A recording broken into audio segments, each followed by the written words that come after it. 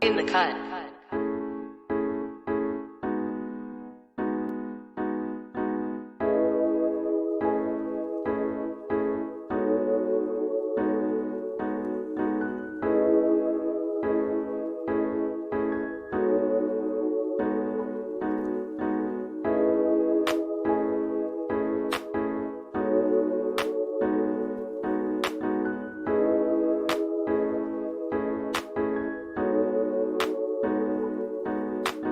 In the cut.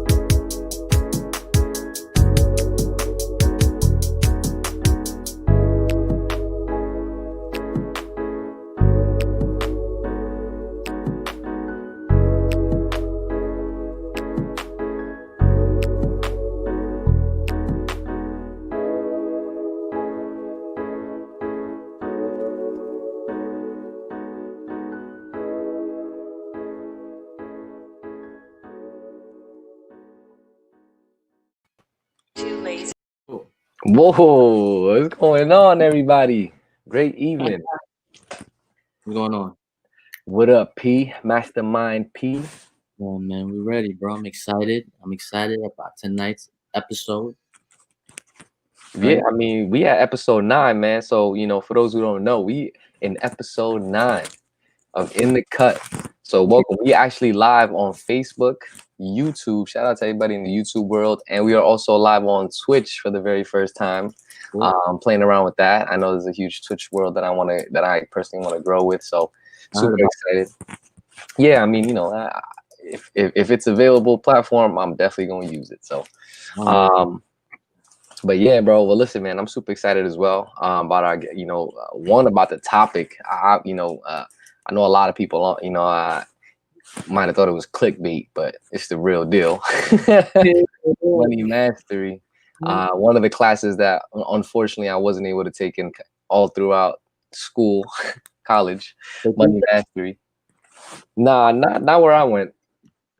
I doubt it. I don't even think they teach that at all. Yeah, I called it money mastery, for that simple reason. I feel like this is a topic that we don't speak about. Money is like a taboo thing where I come from, very conservative household, as you guys know. But I had to figure out, like, all right, well, where do we learn this stuff?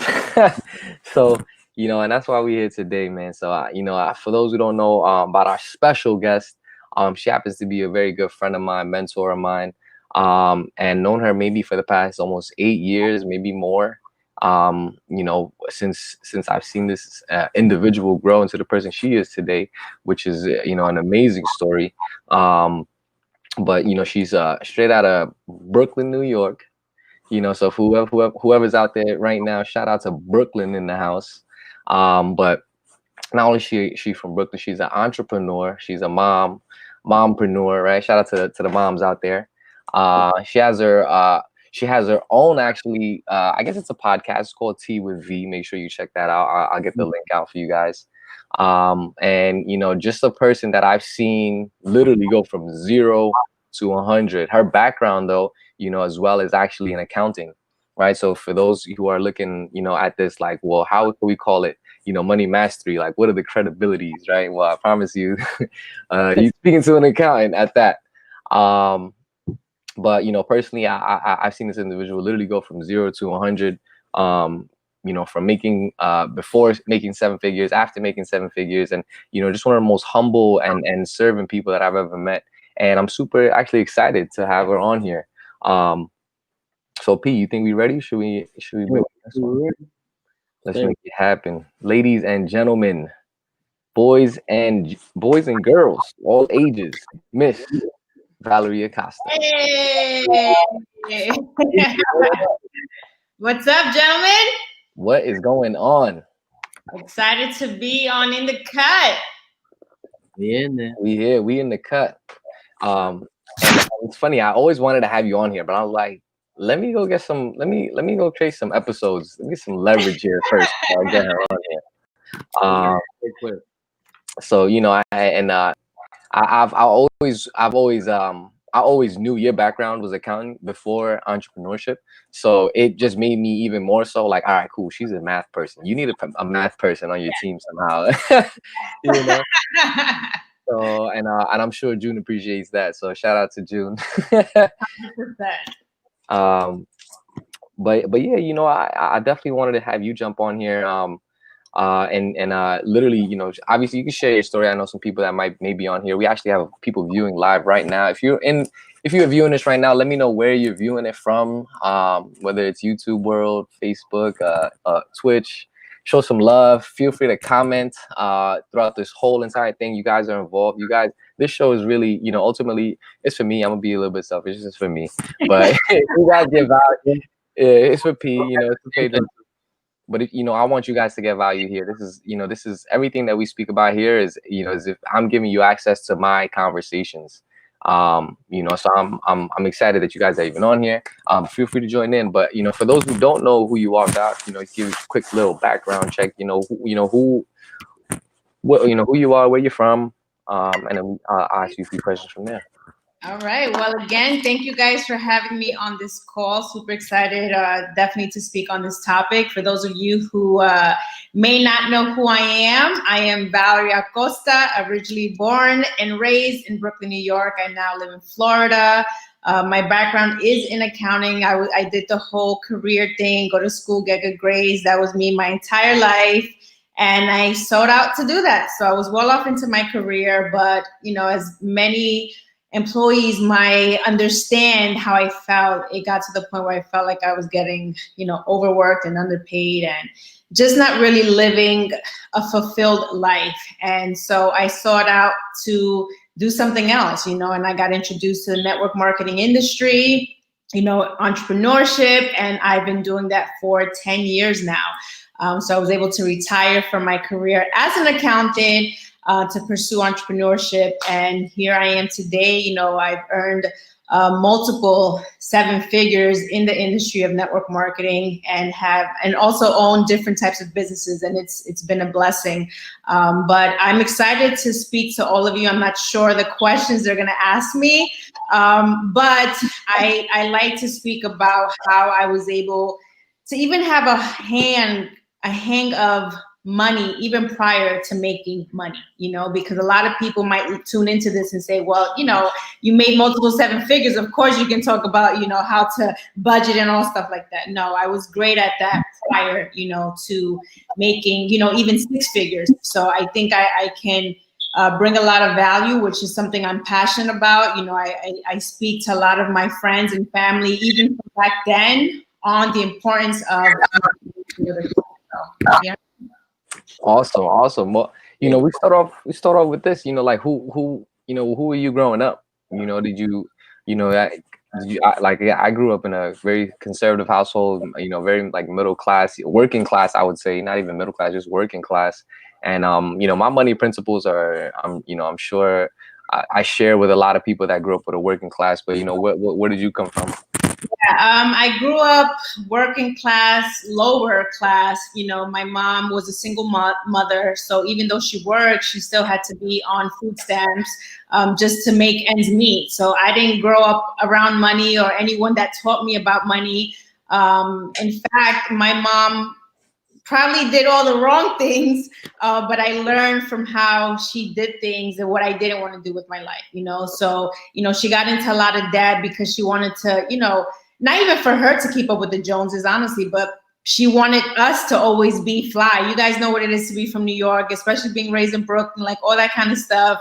She was like, okay, my kids have to be the fly kids in high school and all that. And she literally got herself into debt. And that's something I didn't realize until I was, getting older, becoming an older teen. And sometimes her credit cards, her minimum payment would be like $200 a month. Like, it's just ridiculous things that I think about now. And didn't have savings or anything like that. But I didn't know any better. I was just like, Ma, I want this. Okay, here you go, Ma, I want this. Then once my brother started working, same thing. Hey, my brother, I want this, I want that, etc. And they would just spoil me in that aspect. And it was a gift and a curse. It was a gift because, again, it showed me that you can push to give your kids what you want, but it was a curse because at the end of that, she had nothing to show. You know what I mean? She had no assets because she wasn't taught any of that.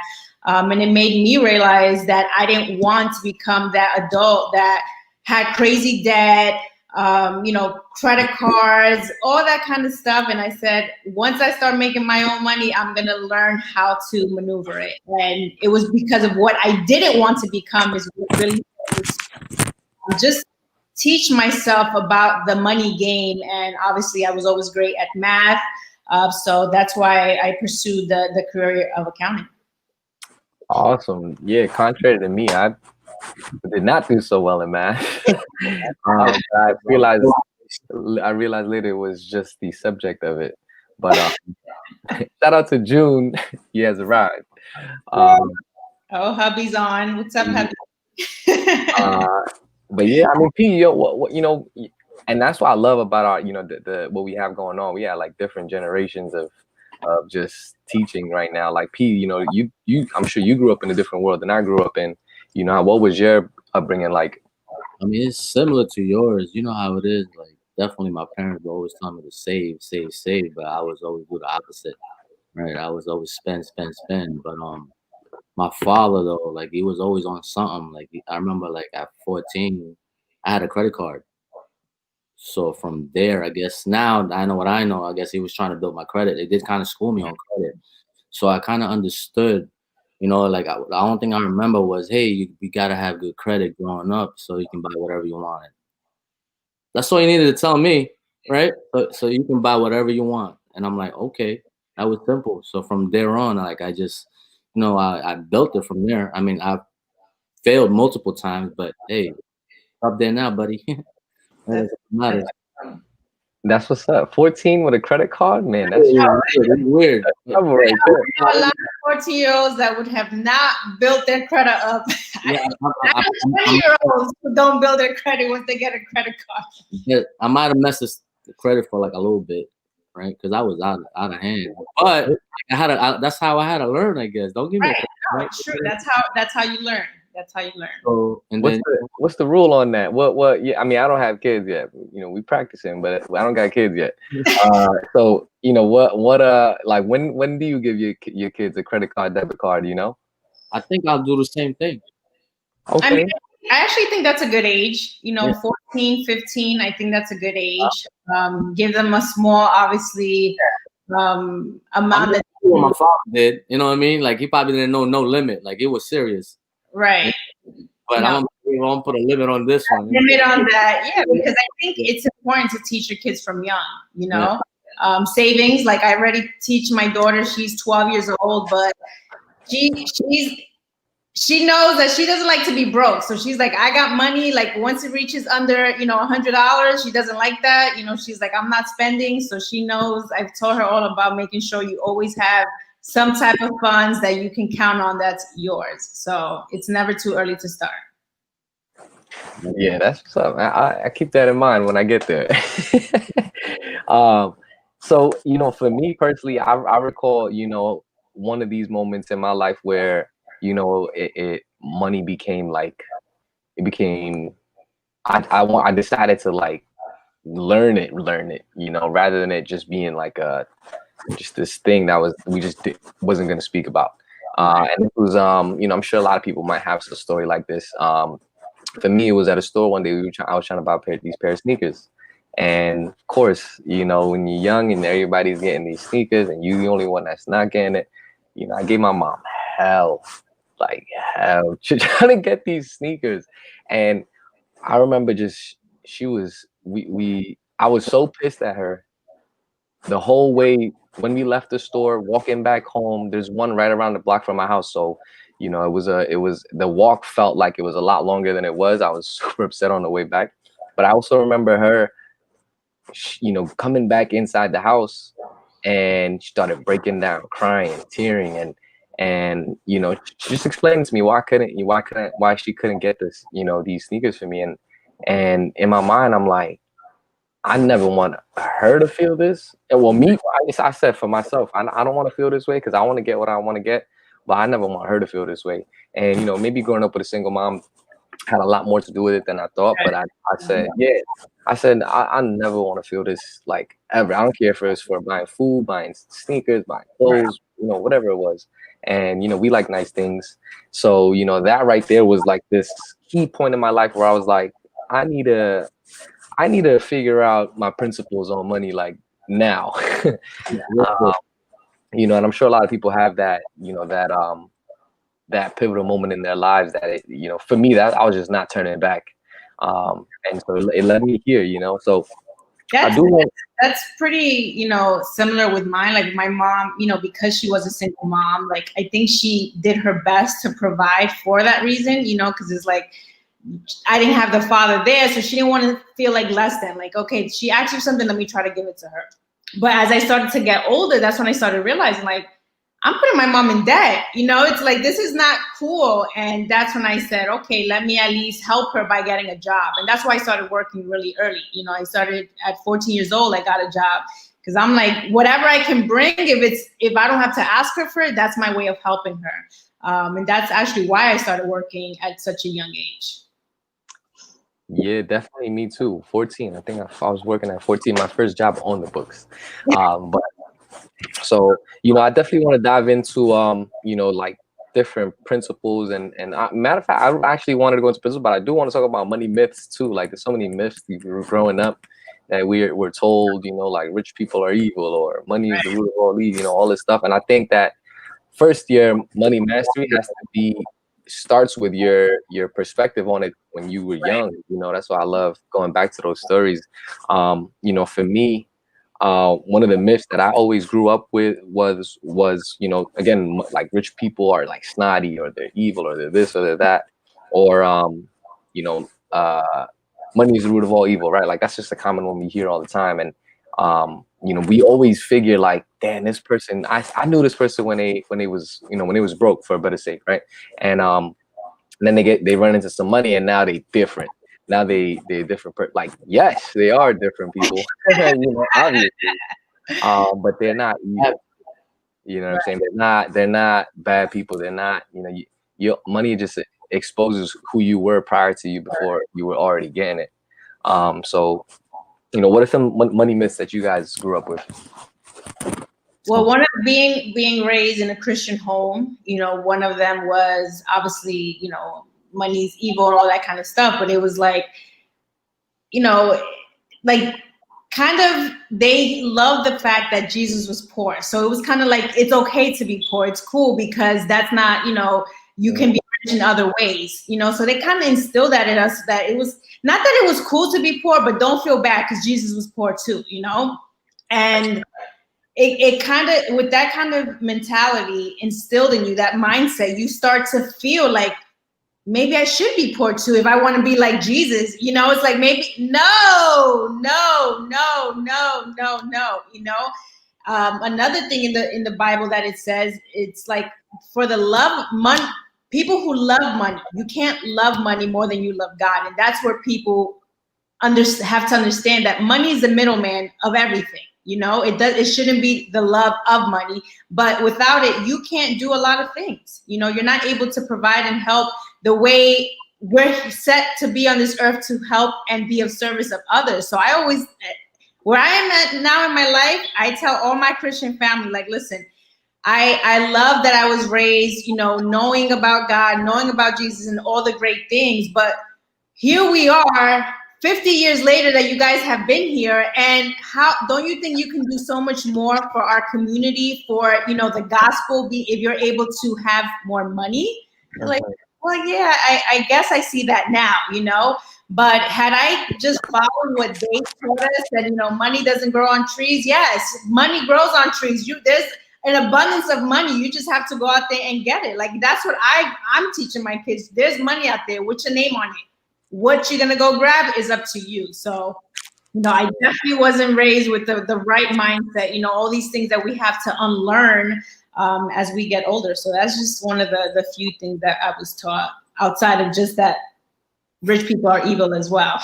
Right. Yeah, no, definitely. LaDonna Harris Foundation is everything, for sure. Definitely. For anybody that's joining us live, I see a bunch of people on here. If you got any money myths that you grew up with, or your parents tell you, what did your parents tell you growing up about money, right? But while they say that, P, anything? I mean, I don't know. I grew up outside, so I always hear, scared money make no money. That's true too. And then I got older. Everybody's scared of making money. So I don't know what to tell you. Right, so I just did the opposite, right? I don't know. That's something that I agree with. People hold on to that little money that they have, man. Right. I can't front. I was doing the same thing. Until it clicked. I'm like, oh, what am I doing with this? Here. So scared money make no money, man. I agree. Scared money don't make no money. Infamous line right there. So as we break those down, I personally I like to look at our own, just like, oh yeah, June goes, money doesn't grow on trees. Classic. Somebody and I hate hearing that, because I'm like, isn't money printed on trees? Yes, it does grow on trees. It was just such a I would believe they're growing something. So that's a whole different story, I think. But so money principles, that you guys have, that you I'll start with you, Val. Like, what were some money principles you had, like, prior to you being in network marketing and making the money you made, and before all that? For me, it was always to have some type of savings. I think I've seen so many people, and again, being raised by a single mom and friends and family, seeing literally something happens, either work, car breaks down, something, and they're losing their mind. They don't know how to literally just be able to pay for a tire. So seeing and growing around a lot of those situations, I always said, hold yourself down, always have something for a rainy day, because a rainy day will come. So the minute I started making money, I always put something to the side. So that's a principle I started from, again, I would say once I was like 18, 19, when I started getting older and moving on to just do something for myself and not depend on my mom, I said, you have to make sure you always have some type of savings. So that was something that till this day, like I said, I try to teach anyone that's close to me, family. I'm like, they start making money, I'm like, save some of it. Don't just spend it, because we've seen it all. It's not just about how much money you make. It's also about how much you can save, and then therefore obviously invest and do other things. But if you can't do any of the above until you start with some type of savings.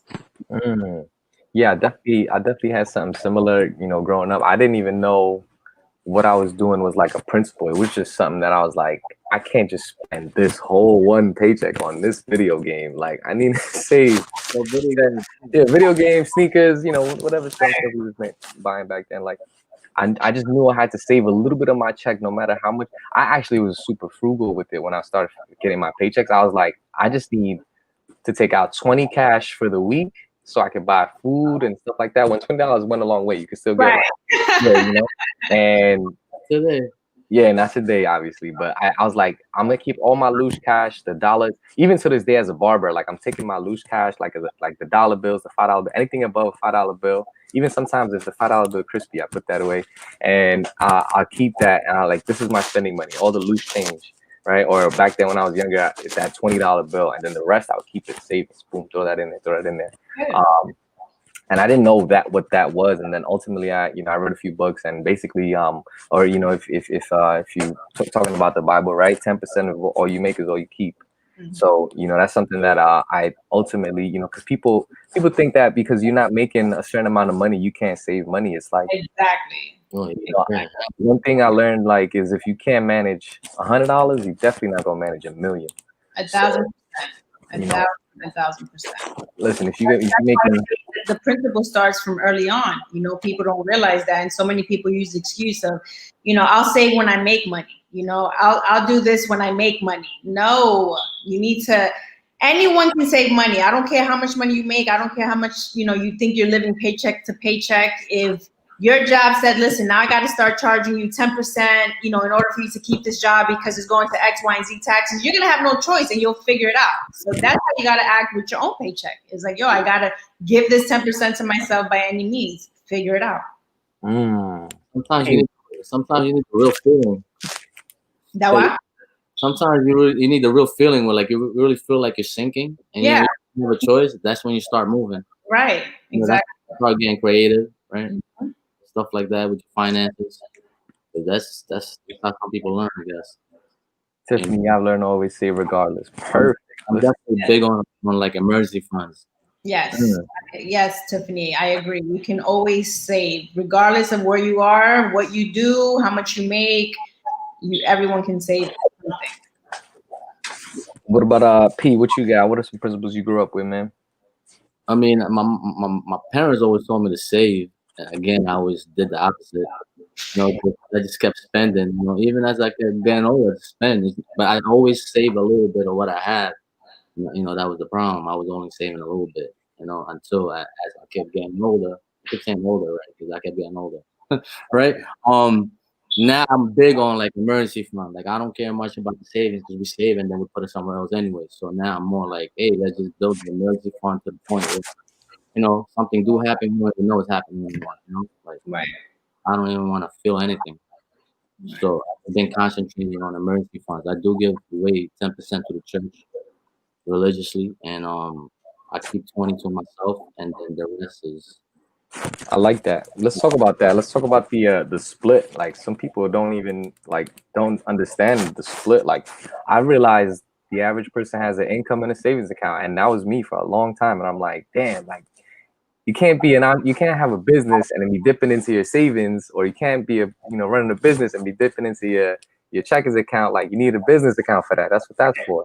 You want to invest into stocks, you definitely shouldn't be dipping into this account for that. You should have an account for that. Like, so like if you were to like break it down, like for me, I let's just talk about like the different, I guess different accounts that people have. Again, I say like the average person has, checking, savings. Maybe they got that one shoebox under their bed, but they keep the loose bills, which is cool.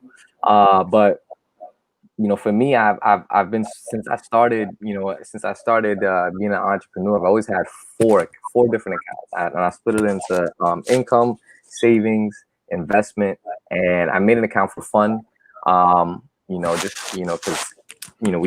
I like to have fun.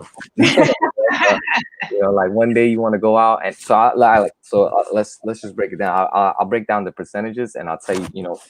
Maybe you guys, catch on to this, or you don't have to do this. Is the percentages I break down are my specific percentages to my lifestyle. So you guys, I'm sure you guys all live different lifestyles. You can do it however you want it, but let's just say you get paid at the end of the month. For me, like I pay myself at the end of the month. Cool. What I'll do is from my income, I'll put out of 100% of what I made, I'll put 50% to my checkings account, and the checkings account is designed to pay for certain things, which is food, bills, stuff for me to live. Right? 30% goes to my savings, right? And then what's left is 50, 30, what's that? Yeah, 20. So 10 goes into investing, 10 goes into to fund, right? Investing goes to my business, whether it's our business in network marketing, or if it's 10% into the barbering industry, or any other business that I'm involved with. And then for fun, that's another 10%. So let's just say in my fund account I ended up 5 months down the road, I had like whatever $1,000 there that I could spend, I could go go out and get food for the team and say, hey, look, the tab is on me, and not break my heart saying, how many times we gotta go to Philippe's and Child's, like, there. Right. So, but I had it set up that way, so when the time does come, I could say, hey, look, I got it, boom. I had an account paid for that. So, I don't know if you guys do anything similar. Let me ask you something. Are you, because this is one thing I like to teach people. Most people are not disciplined to do all those things. Majority, I'll say 98%, honestly, of everyone does not split their, percentages like that. So I always teach, and again, this is prior to even making money. If you are someone like most people are not disciplined to put a savings at least, an emergency fund or whatever it is you want to call an investment fund, anything of that sort. I always tell people, create a business checking account completely different from whoever you have. So if you have Chase, open up something with Wells Fargo or, HSBC. That's how I started off. Because I wasn't disciplined as a team. Because I said, if I see it, I'm going to spend it. Even if it's in savings. If I can see it in my savings account and be like, oh, wait, maybe this month, this, etc. So I always give that advice for people who especially feel like they can't save. Make it automatic, So if you are either entrepreneur, employee, doesn't matter. If you're getting a direct deposit, make sure before the direct deposit hits your account, get that 10%, whatever percentage works for you. I always tell people it should be at least 10% that goes into your investment or savings emergency fund. But if you can't, then at least do 5%. It should be minimum 10, but at least 5%, and make it automatic. I've done this for family members. I set it up for them, even if it's $50 a week, $25 a week. I said, because when you don't see it, you don't realize how much that comes at the end of the year. You're like, oh my God, people who couldn't even save $1,000 before now have $2,000 at the end of the year from just doing that simple, thing of being able to have an account separate from their Chase or their home banking. So that's what I advise. As I got better with my discipline, it's much easier for me, even though I still do it to this day. But it's much easier for me to maneuver things. Obviously, I have to have a business check and business savings, regular check and regular savings, all that kind of stuff amongst the things that go automatic. So that's how I have my thing set up. But that's awesome, Jonathan, that you're able to be disciplined enough to do that already, because like I said, most people, and I'm not saying all of you guys who are tuning in, aren't like that, but the likelihood is that you are. This is just the truth. A majority of people that I speak to they're just not disciplined enough to do that. So I just like to share that little tactic of how it can help you, starting from now. I tell everyone, even if it's $20 a week, we can do the calculation right now. $20 a week times 52, what is that?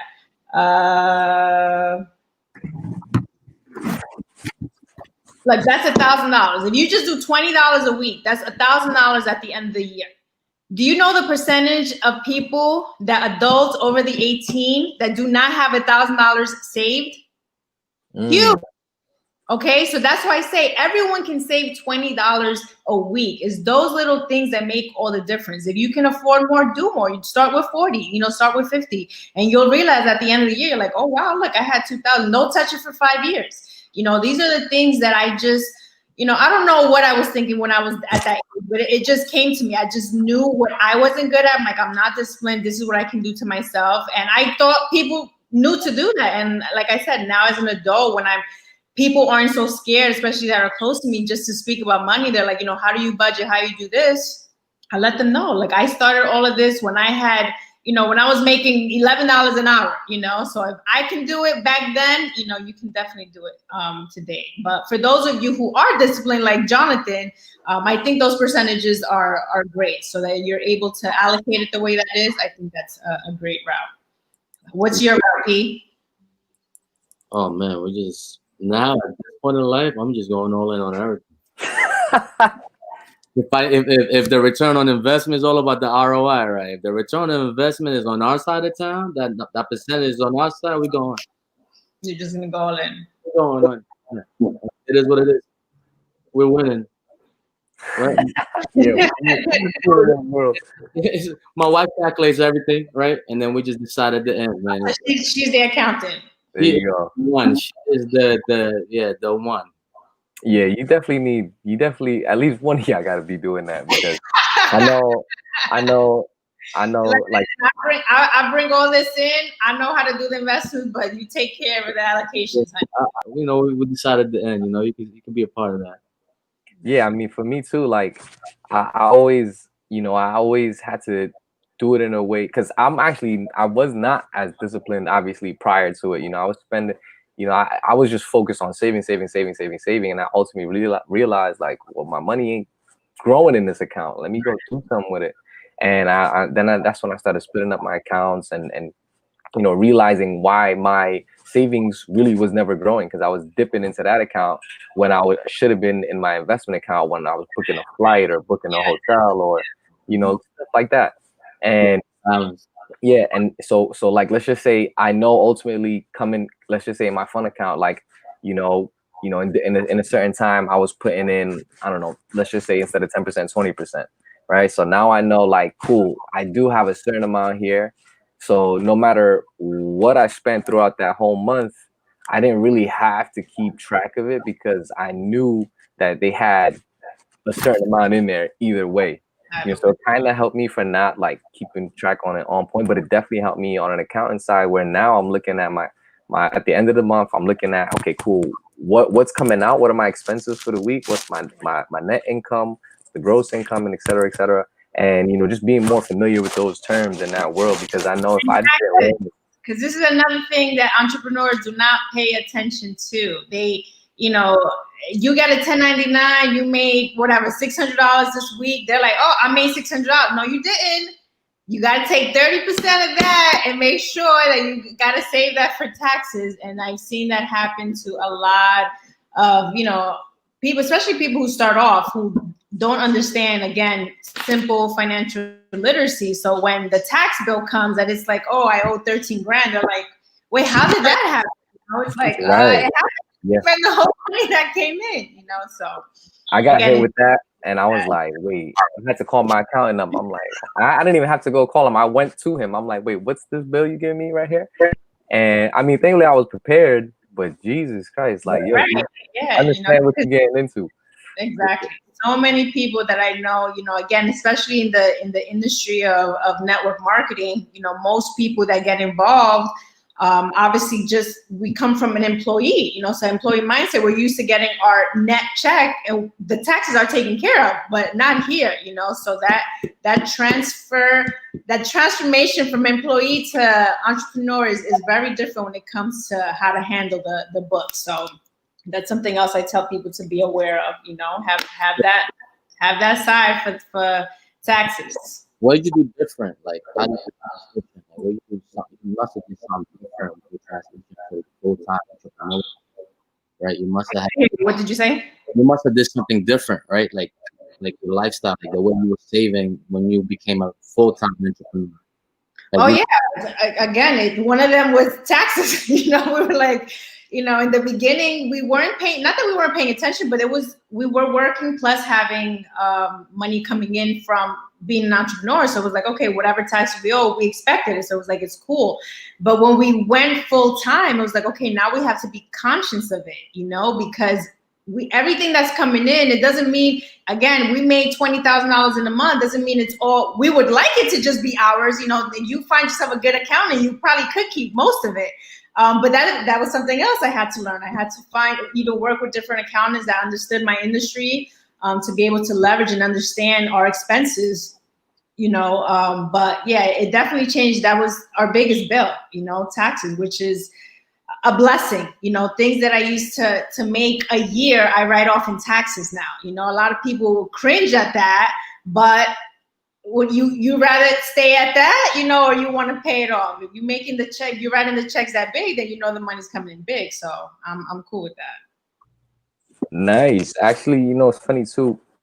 I was thinking about you were talking about I forgot who segued into it, but when we get into the 9 to 5 world, right, and they tell you, look, you get this, you know, your retirement, your 401k and all this stuff.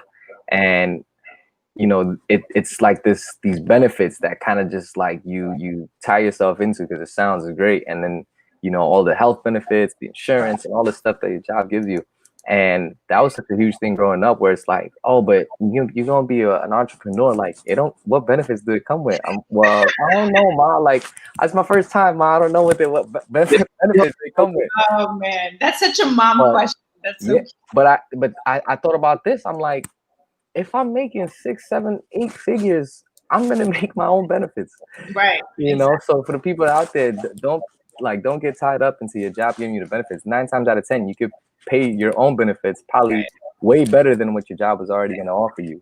You know, but again, it comes down to mindset. I actually have a friend who's in this industry that said she was so, caught up in the whole, like, government assistance, whether it was like food stamps, Section 8, all these kind of things, that it was like when she started making money, that was her worry. She's like, wait, are they going to take that away from me? And I'm like, girl, that should be the last thing you're thinking about. You need to say, I can't wait till they can take it away, because that means I can cover that and more. But again, it's the poor mentality, I did a whole training on this. A lot of people don't realize, public assistance is there to be it's supposed to be temporary. It's not a lifestyle.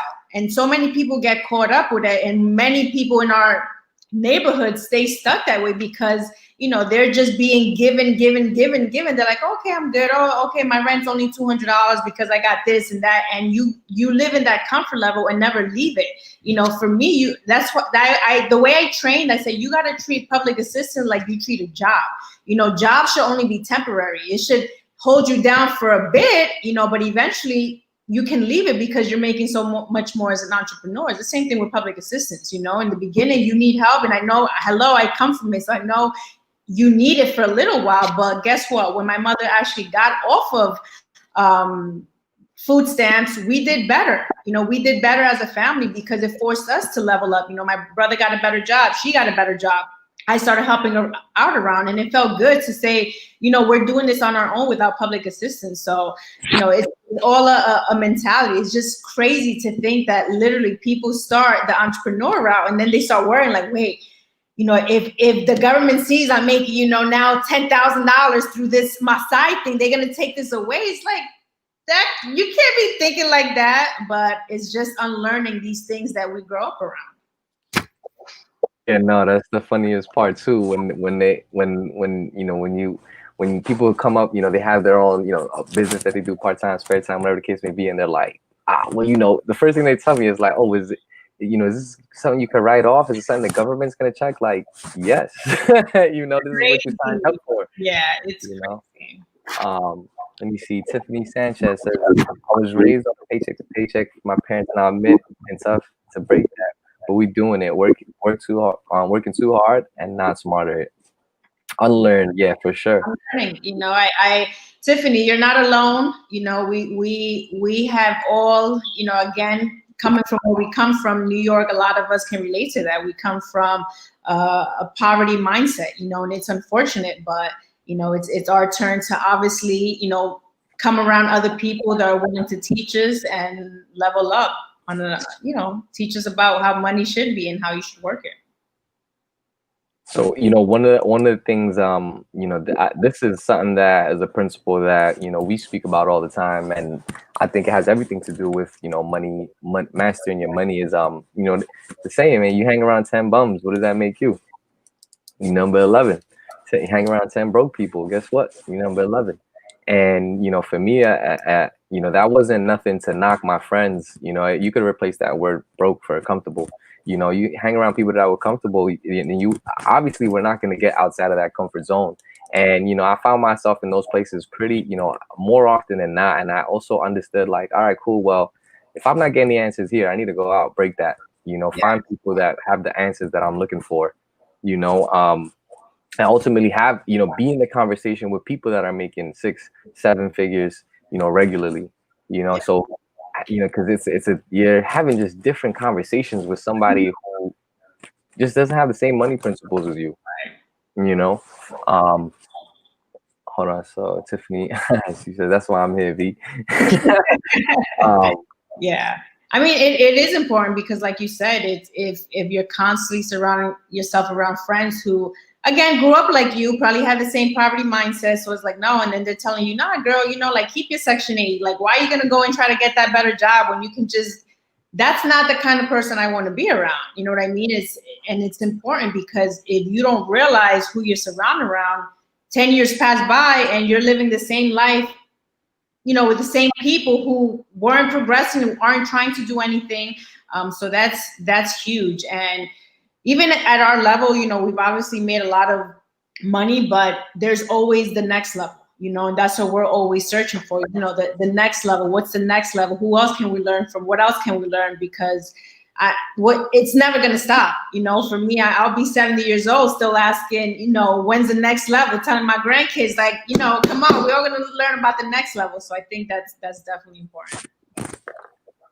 I do want to jump into some books, right? Like my goal really, with this podcast is to hopefully unfold the truth and find the truth for the people that are watching this, just like how I'm on here looking for the truth.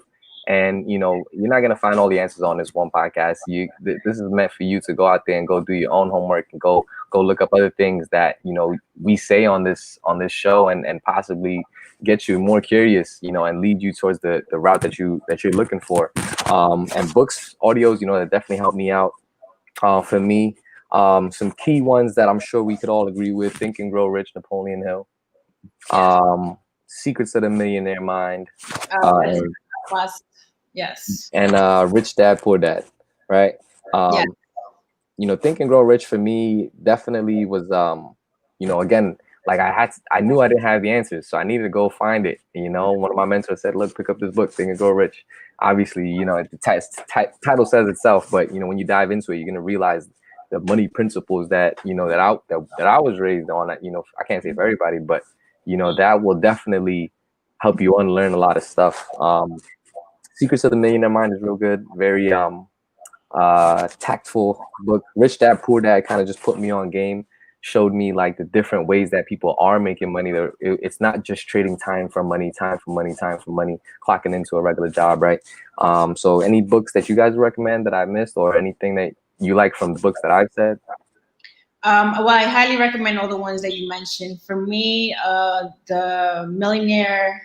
the Mindset of a Millionaire by T.F. Hart. What's his name? T.F. Hart? Yeah, T. Harv Eker. Okay, him. So I highly recommend that book because that book was what transformed my mindset like this. I was from someone who, again, wasn't around any type of mentor that told me about money, savings, wealth, none of that. But I went to Barnes & Noble, picked up that exact book. No one referred it to me. It was just the title, obviously. And that's what made me realize I needed passive income, so that really opened up my mind to be open to network marketing, because it made me realize, okay, like another book, which I'll mention after, but in that book, when they said, if you don't make money in your sleep, you're going to work for the rest of your life. And that's when I said, okay, ding, ding, how do I make passive income? How do I learn how to do that? And that's what made it become open-minded to network marketing.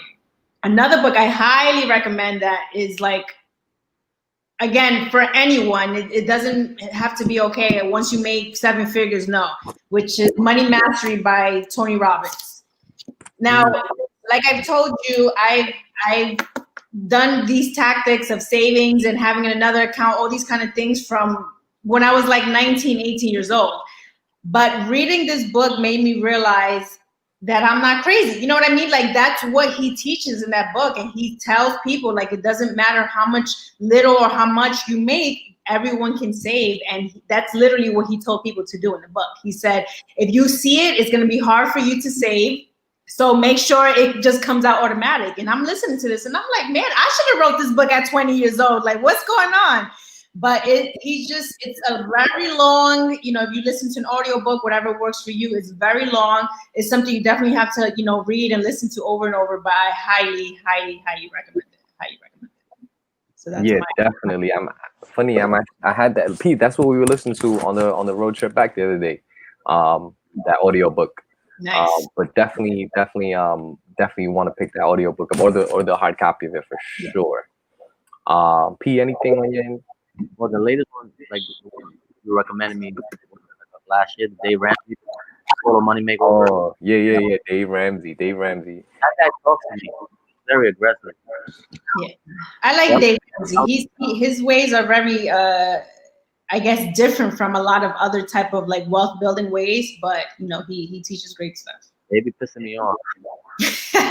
Yeah, Dave Ramsey he definitely does that. He definitely does that. To start, it's a good start for people. What was the name of that book? Dave Ramsey, Total Money Makeover. Total Money Makeover. Yeah, you could even YouTube Dave. He has his own podcast as well. You know, definitely YouTube Dave Ramsey for sure. You know, the like this is like I said, like I hope hopefully people that will listen to this, go pick up these books, because understand that our money principles may not be your money principles at this very moment. You might have to tweak some things until you get to the certain level. So that's really why I was on here. It's because when I first started, being an entrepreneur, and again, back to when I had that event in my life with my mom, and couldn't buy me sneakers. Like, this was the kind of stuff that I was asking for. Like, where do I look? Where do I find the answers? Where do I even start? So hopefully you guys get that here. So, Val, I just wanted to ask, like, is there any major things that you wanna, that change the game for you other than what we've spoken about so far? Like I said in the beginning, I think, at least for me, I've come to a point which I feel everyone should come to a point where they have to realize, and he says this in the book, Tony Robbins, you can't earn your way to freedom. Like, it doesn't matter how much money you think you're making. If you don't learn how to make your money make money, there's no wealth in that. You're always going to have to work for it. So before we can get to that level, is for those of you who are tuned in, that's why I say, I'm like, it's so important to just start off with that first level of savings. There's such a big percentage of people, young, grown. I know people who are in their 60s, who don't have more than $2,000 saved, and they're supposed to be retiring soon. You know what I mean? That really breaks my heart, because it goes to show, it's not that they wanted to be there, but no one taught them any better. They didn't, there was nothing around for them to say, okay, how can I learn to have a better savings? So the younger, the better, obviously, but it's never too late. And that's what I teach everyone. I don't care how old you are tuning into this. If this is your day one of, zero savings or only $100 and whatever it is, make that your goal starting from now. Don't wait till 2021. Start that goal from now, where you can automate a savings. If you're not good at discipline, automate your savings. And then your next step should be obviously learning how to make passive income, whatever type of industry you choose to do it in. For me, obviously, network marketing is the best way to learn how to make passive income, because not only are you helping yourself, but you're around a community of helping each other. So that's my favorite part of network marketing. So first one is obviously start your savings. Learn how to make passive income through an industry. I recommend network marketing. And once you get all that going, you have extra money coming in, teach yourself about investments. You don't, obviously, there's so much technologies and videos and podcasts and books and all that kind of stuff that teach about investing. And it comes to a point where, especially in this time, we have to get better at learning how to make our money.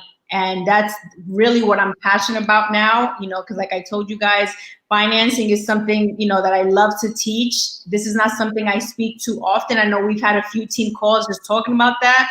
But like my family, they'll tell you, I'm always yelling at them like, okay, what are you doing now? And I literally, my cousins schedule times to come sit in with me, because they're like, I need you to help me how to budget. I'm like, all right, cool.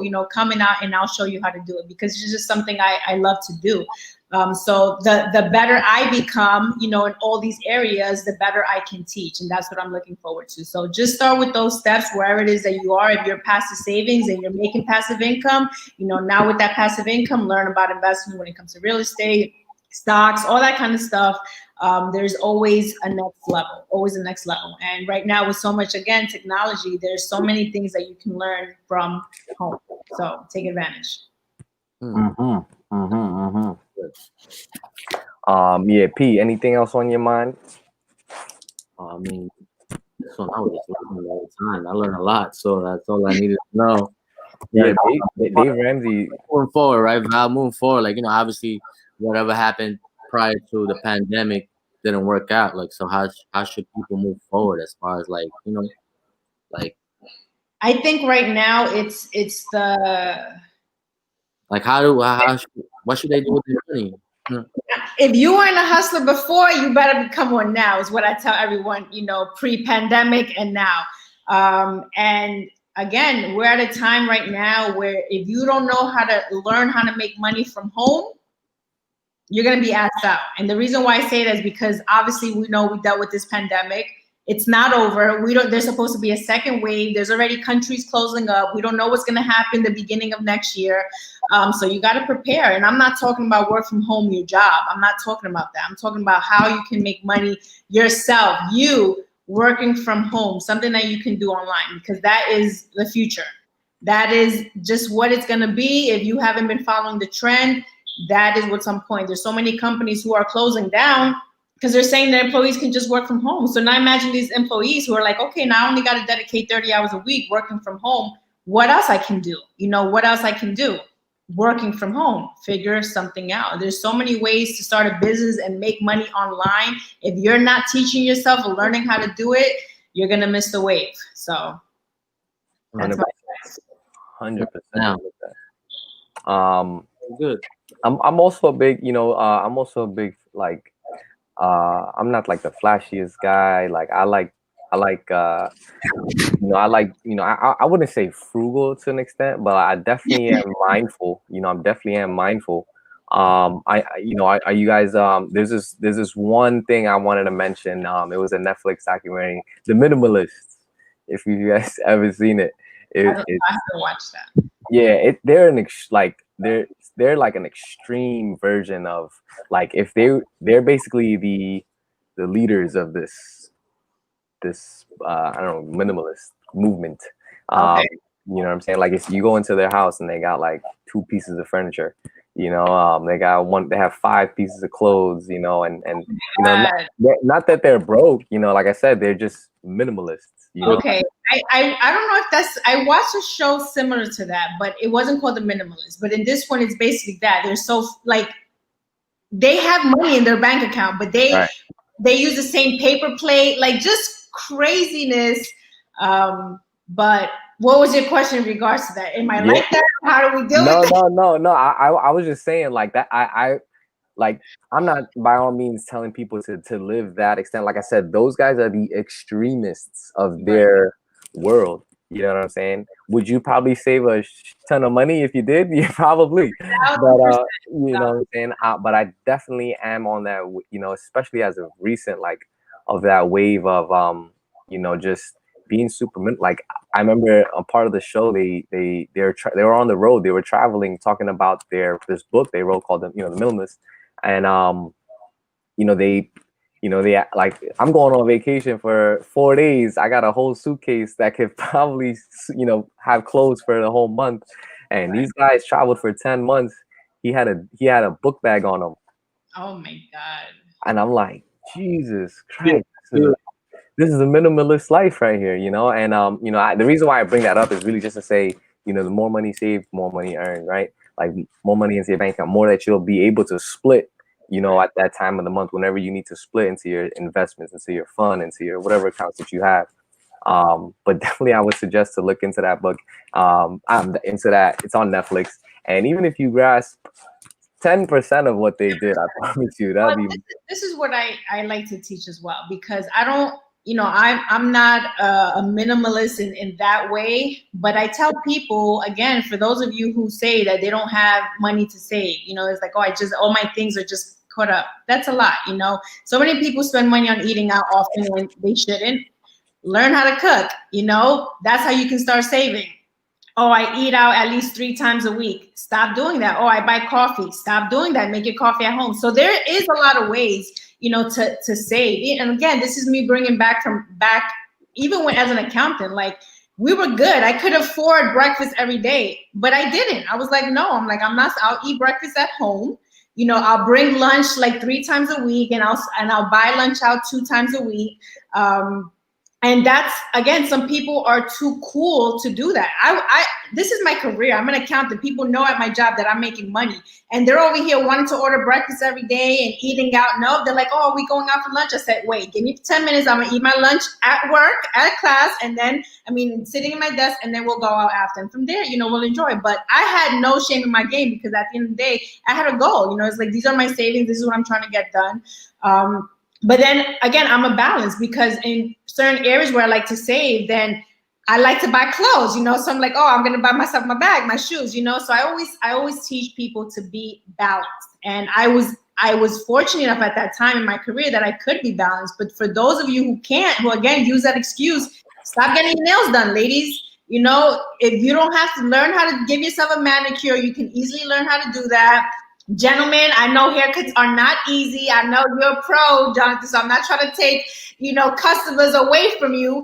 But to my fellas who sometimes just can't afford it all the time, learn. If you're like, listen, I literally only have an extra $40 a month. Well, save some of that, get yourself a haircut maybe once a month versus twice a month. That's how I learned. But it's little things like that that make a difference. People don't realize that. I literally had friends who I've introduced, and I tell them, listen, let's partner up with a business. I'm going to teach you how to do X, Y, and Z. And they're like, oh, but I don't have money. Girl, you go spend $90 every 2 weeks to get your nails and your feet done. How much is that? $180 a month? You do that every month and you don't have money to excel your lifestyle?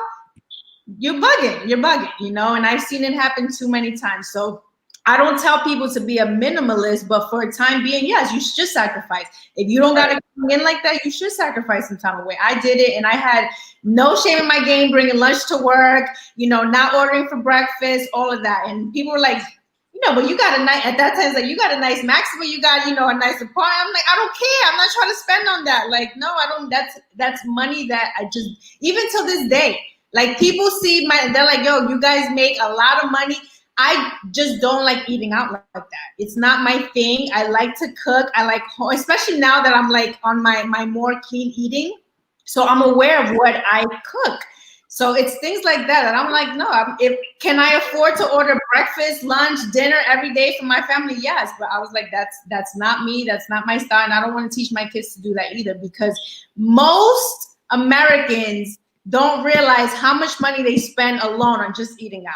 If they just do that one switch, I eat out 3 times a week, just eat out once a week and watch how much money you save. So that's just going off right now. But it's just things like that I tell people, like, just be mindful. It's those little things that can make a difference. So you don't give me that excuse. I can't afford $200, on business. What do you mean you can't afford $200? Like, get out of here. No, I know exactly what you mean. I know exactly what you mean. The hardest, like, I gotta put this away. I gotta stop going out for this next 30 days, right? Like, sober was hard, like, all that stuff is hard. Listen, I always say, you guys have heard me say this before. You receive everything, bro. Like, that's exactly like, that part. Exactly. Everything's gonna be hard. Getting rich is hard. Being broke is hard. Choose your heart. Choose your heart. There you go. Speaking of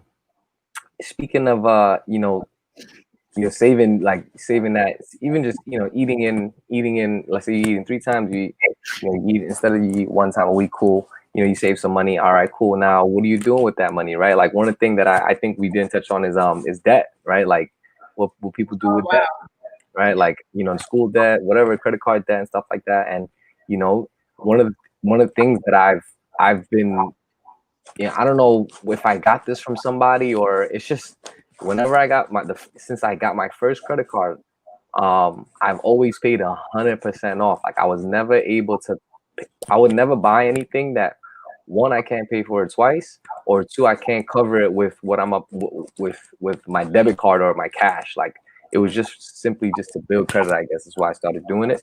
And so that's something I learned. And then there's always that one option where it's like, you want to pay the minimum, you pay the minimum. And I remember seeing my mom too. She would like be paying the minimum, and I'm like, again, there's nothing wrong. Like you go through seasons of your life where that's what you have to do. That's what you have to do. But if you can pay it all off, pay that off, please. Like you don't need. People just don't understand how it works. You know. Made a law where now they have to, in the credit card statements, they have to tell you how long it's going to take you to pay off if you only pay minimum. Because people, again, weren't realizing that. So it's like, their bill's $1,000, but they're like, oh, pay the minimum of $29. So people were just paying that, and then they didn't understand, well, I'm paying, but a year later, I still owe, $900. How does that happen? So now I guess a lot of people complained or something, but now it's a law. If you guys look at your bill statement, it has to tell you if you only pay your minimum, it's going to take you 10 years to pay this off, so people are aware of it, because before, again, it was just people didn't realize, like, oh, I'm paying minimum, I'm going to be good. A year later, here they are, they still owe so much money because they didn't realize. So now they have to put it out there to let you know, if you pay your minimum, understand it's going to take you 10, 15 years. So don't go that route. Definitely, like you said, there are seasons where you can only afford that, but pay it all off. The way to build credit, obviously, you have to use your card. If you got to leave a little bit of a credit here and there, fine, but make sure it's something that you can always cover. So that goes tying into creating those separate accounts. Have a checking account, have a savings account, have an investment account, have a fund account, have a debt account to pay off your debt. You know what I'm saying? Like it's a real, or just completely take out the fund account. You don't maybe not have no fund account. Just pay your debt. Pay your debt. You know what I'm saying? Pay it off. Right. Definitely, pay your debt. It's an unfortunate. I think the credit card industry is in the trillions of what they have out there. So just imagine again how Americans are living, not only just paycheck to paycheck, but in debt as well. Yeah, 1,000%. And that's something that I've been proud to say. Like, if I always thought about this, like maybe the person that's already in debt. Again, I'm speaking of someone has zero debt. If someone's already in debt, maybe you got 7,000, 10,000. Maybe you got however much money in debt. Start chipping away at it. Obviously, like you definitely got to prioritize that stuff, but have a separate account for it so that no matter what money you brought in that month, you were chipping away at it. Because a know a lot of people will put that to the backside because they want to do God knows what, with their money. This is another mistake people do too when they have debt, So this is something, again, back then, even when I had debt of whatever, school loan or credit card, whatever it was at that time, I still never stopped saving. So people do that. They're like, oh, well, I can't save this month because I got to pay my debt. And guess what happens? Next month, something else happens and you have another debt. So now you go another month and guess what? A whole year passes by and you never even saved anything. So again, this is why I say the importance of having something automatic, because if you don't see it, you're going to figure out that debt, because that's something I always school myself. In my head, I'm like, nope, I'm broke. That savings, it doesn't exist. I got to pay this debt. I'll figure it out. And that's how it just, compound interest. That's how you got to see your savings as. Eventually it's going to just grow over time. Handle your debt. Well, that's what a retirement account is. That's what all this stuff is. They putting it away for you, And ultimately, we could do that ourselves. You could start that tomorrow. Go to your bank, open up an account, name it retirement account. Put $5 there if you really got it that bad. Put $5 there. Put 10. Put $20. Whatever it is. But just be consistent, and like you mentioned, the compound effect will catch on later on. Yep. So, but this has been great. Like I'm super excited that there's a bunch of people that were able to tune in. I'm sure thousands of people will hear it, moving forward. And like this is, I ultimately hope that people, like I said, go do their own research and apply this literally like right after you listen to this call. Right after you listen to this call, not tomorrow, not the next day. Go pick up the book, listen, go on YouTube, search up the stuff that we mentioned, but don't like after this call, definitely think about your next, moves on how you want to move forward with, mastering your money. Ultimately, for me, if this information, I already know what I'm gonna do with it. I already know the information I'm gonna do with it. The question is, what are you guys gonna do with it? You know, so hopefully you guys got some value. I don't know if you guys want any last minute things to say.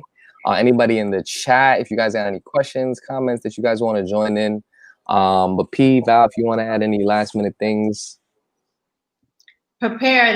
That's what I like to leave this off. Prepare. You know, we're living in crazy times right now, and I've always been big on save for a rainy day, but it's not just about saving for a rainy days. It's again creating wealth, and that's the level I'm on. You know, it's one thing. It's when you start making money, you realize it's easy to make money. I know how to make money. You can make money doing a lot of things, you know, but now when it comes to the journey of wealth, that's a whole nother level, you know, and that's definitely what the route that I'm taking, and, you know, taking all of you guys here along with me on that route as well. So I'm excited for the next 10 years of being an entrepreneur that will come from me. Perfect.